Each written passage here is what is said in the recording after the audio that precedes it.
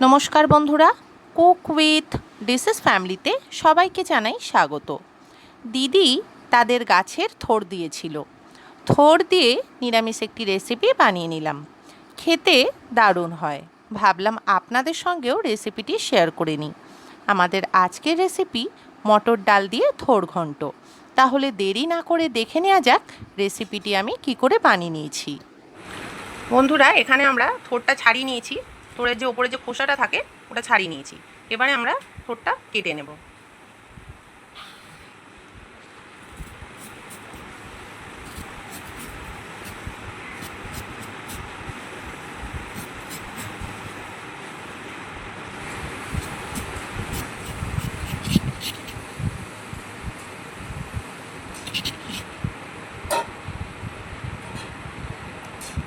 এবারে আমরা এই থোরগুলো সরু সরু করে কেটে নেব। কেমন করে আলু ভাজা কাটা হয়, আলু ভাজার আলু কাটা হয়।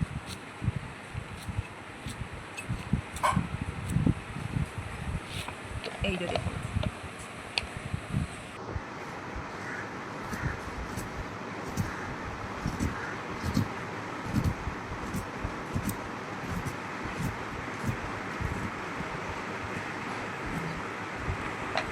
দেখুন বন্ধুরা, থোরটা সরু সরু করে কেটে নেওয়া হয়ে গেছে। থোরটা আমরা একটু হলুদ জলে ভিজিয়ে রেখেছি। থোর মোচা কেটে রাখার পর কালো হয়ে যায়, সেখানে একটু হলুদ জলে ভিজিয়ে রাখলে কালো হয় না। বন্ধুরা, এখানে আমরা দুখানা আলু নিয়েছি। এই আলুগুলো আমরা হলুদ জলে ভিজিয়ে রেখেছিলাম। এবারে জলটা ছেঁকে নিয়েছি। এবারে থোরের মধ্যে পরিমাণ মতো কিছুটা নুন দিয়ে দেব। নুন দিয়ে থোরটা হাতের সাহায্যে খুব ভালোভাবে চটকে নেব, মেখে নেব। নুনটা দিলে কি হবে, থোরটা একটু নরম হয়ে যাবে। নুনের সঙ্গে থোরটা খুব ভালোভাবে মেখে নেওয়া হয়ে গেছে। থোরটা আমরা মটর ডাল দিয়ে তৈরি করে নেব। মটর ডালটা আমরা রাত্রেবেলা ভিজিয়ে রেখেছিলাম। দেখতেই পাচ্ছেন ডালটা কতটা ফুলে গেছে। এবার এই ডালটা আমরা বেটে নেব।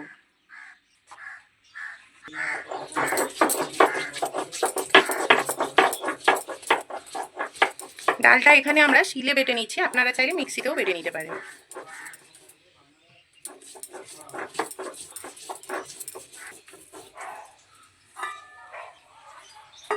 দেখুন বন্ধুরা, ডালটাটিকে আমরা কেমন বেটে নিয়েছি। দেখুন, খুব বেশি মিহি কিন্তু করিনি আমরা। এবারে আমরা কড়াটা গ্যাসে বসিয়ে নিয়েছি। গ্যাসটা এবারে আমরা জ্বেলে নেব। কড়া গরম হয়ে গেছে। এবারে আমরা কড়ার মধ্যে পরিমাণ মতো কিছুটা সরষের তেল দিয়ে দিচ্ছি।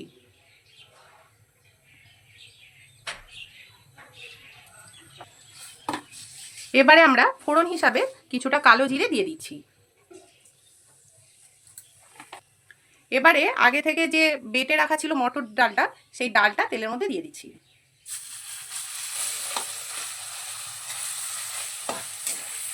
তেলের মধ্যে ডালটা খুব ভালোভাবে ভেজে নেব। এবারে পরিমাণ মতো কিছুটা নুন দিয়ে দিচ্ছি।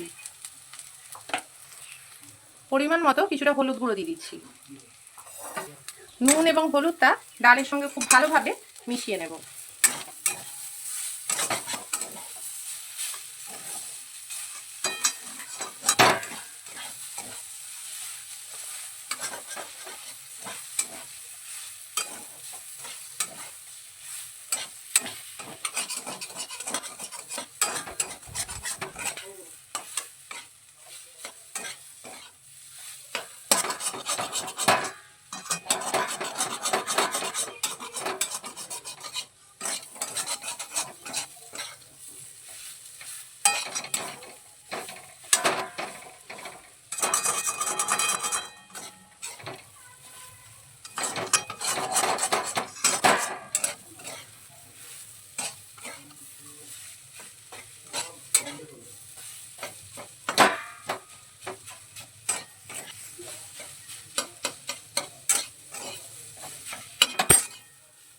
মটর ডাল বাটাটা খুব ভালোভাবে তেলের মধ্যে ভেজে নেওয়া হয়ে গেছে।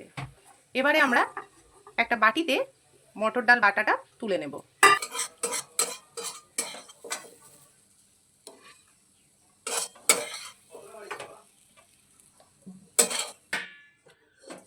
মটর ডালটা একটা বাটিতে তুলে নিয়েছি।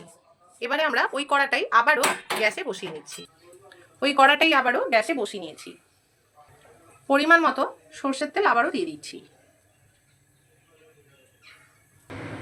তেলটা গরম হয়ে গেছে, এবারে আমরা তেলের মধ্যে কিছুটা পরিমাণে গোটা জিরে ফোড়ন হিসাবে দিয়ে দিলাম। দুটো গোটা শুকনো লঙ্কা ভেঙে দিয়ে দিচ্ছি। ফোড়নটা খুব ভালোভাবে ভেজে নেব। ফোড়নটা খুব ভালোভাবে ভাজা হয়ে গেছে, এবারে আমরা কেটে রাখা আলুটা দিয়ে দিচ্ছি। এখানে আমরা আলুগুলো ডুমো ডুমো করে কেটে নিয়েছি, খুব বেশি বড় করে কাটিনি, ছোট ছোট করে আলুগুলো কেটে নিচ্ছি।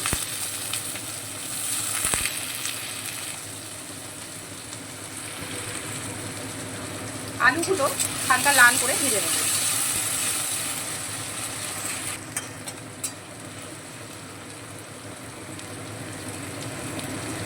আলুগুলো হালকা লাল করে ভেজে নেওয়া হয়ে গেছে, এবারে আমরা পরিমাণ মতো কিছুটা নুন দিয়ে দেব।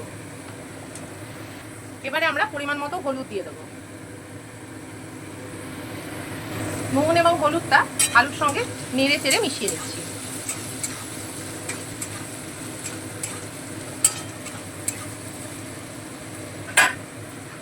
এবারে আমরা কিছুটা কাঁচা ছোলা দিয়ে দেব। ছোলাগুলো আমরা আগের দিন রাতে ভিজিয়ে রেখেছিলাম, সেই ছোলাগুলোই এখন তরকারিতে দিয়ে দিচ্ছি।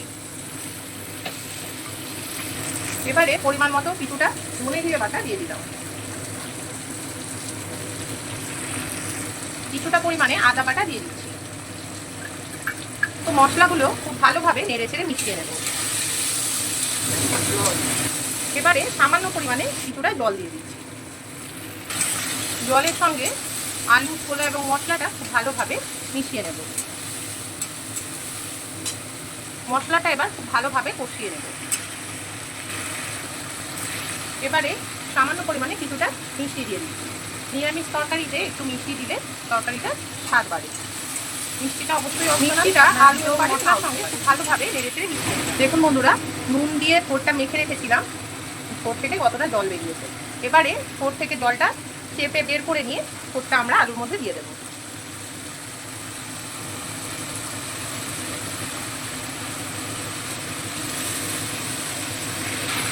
থোরটা সমস্ত মশলা এবং আলুর সঙ্গে খুব ভালোভাবে নেড়ে চেড়ে মিশিয়ে নেব।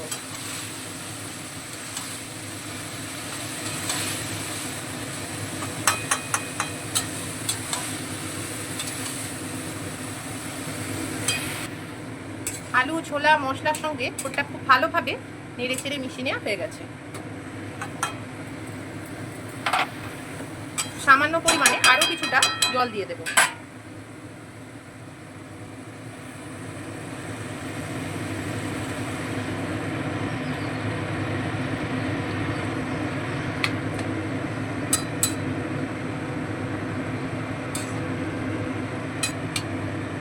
এবারে ঢাকা দিয়ে থোরটা রান্না হতে দেব।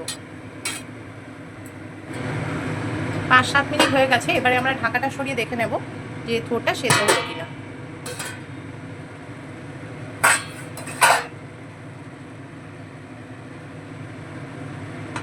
দেখতেই পাচ্ছেন বন্ধুরা, থোরটা খুব ভালোভাবে সেদ্ধ হয়ে গেছে। আলুগুলো সেদ্ধ হয়ে গেছে। এবারে ভেজে রাখা মটর ডালটা দিয়ে দেব।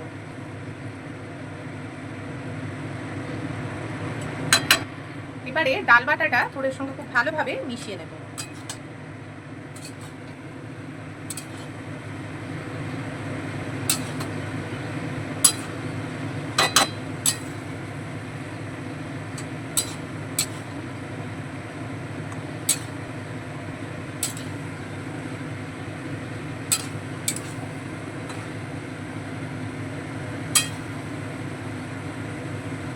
বন্ধুরা, থোর একবার এইভাবে রান্না করে খেয়ে দেখবেন।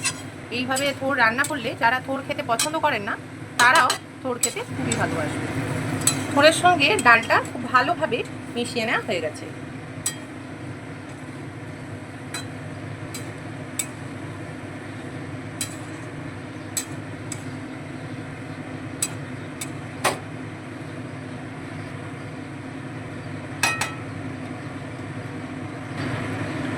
বন্ধুরা, এবার আমরা কিছুটা পরিমাণে ঘি ওপর দিয়ে ছড়িয়ে দিচ্ছি। ঘিটা থোরের সঙ্গে খুব ভালোভাবে মিশিয়ে নেব।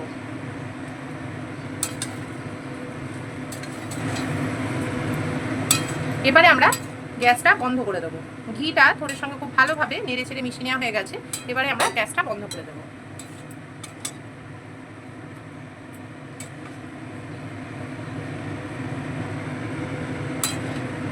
মটর ডাল বাটা দিয়ে থোর রান্না হয়ে গেছে। এবারে আমরা থোরটা একটি পাত্রে তুলে নেব।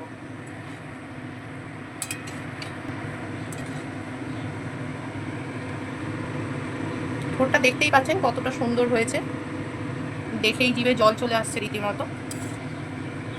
আসলে আমি নিজেও আগে থোর খেতে পছন্দ করতাম না, মা এইভাবে থোর রান্না করে দিয়েছিল। মটর ডাল দিয়ে থোর ঘন্ট তৈরি হয়ে গেছে। রেসিপিটি দারুণ খেতে হয়। যারা নিরামিষ রান্না খুব একটা পছন্দ করেন না, তারাও রেসিপিটি দিয়ে এক থালা ভাত খেয়ে নেবেন। বন্ধুরা, আপনারাও আপনাদের বাড়িতে রেসিপিটি এইভাবেই বানিয়ে দেখবেন। রেসিপিটি ভালো লাগলে ভিডিওটিকে লাইক, কমেন্টস অ্যান্ড শেয়ার করবেন এবং আরও নতুন নতুন রেসিপি পেতে আমাদের এই চ্যানেলটিকে সাবস্ক্রাইব করবেন। সকল বন্ধুরা ভালো থাকবেন, সুস্থ থাকবেন। নমস্কার।